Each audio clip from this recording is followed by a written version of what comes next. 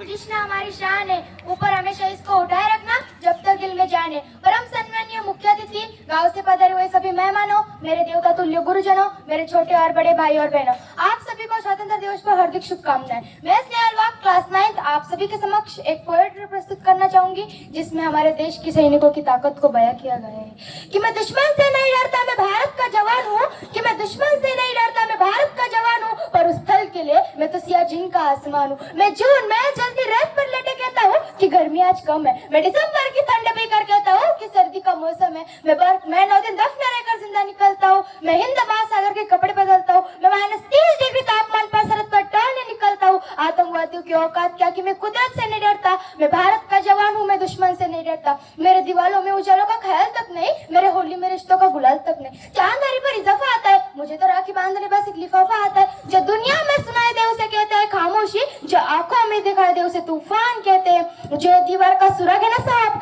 जो दीवार का सुराग है, चाइना पाकिस्तान अमेरिका साइजों का हिस्सा है, पर हम इसे घर का रोशनदान कहते हैं। प्राचीन मध्ययुगीन और वर्तमान भारत के उदाहरणों से मैं स्पष्ट करना चाहूंगी कि जब हम तिरंगों के फेरे में फंस चुके थे तो रंग दे बसंती चोली की एक आवाज पर टोले के टोले मटा देते और उनके वंदे मातरम के नारों से खून में आ जाने वाला 5-5 डिग्री का तूफान अंग्रेजी शासन की जड़ी ले जाता था।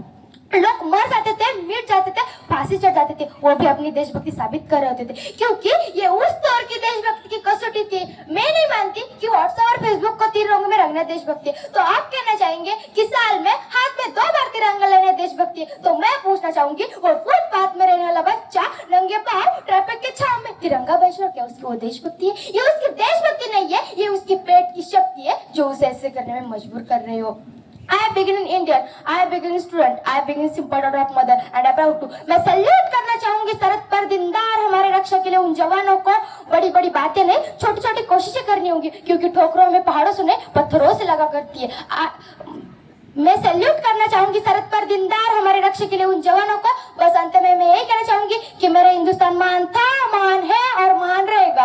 मेरा हिंदुस्तान महान था, महान है और महान रहेगा।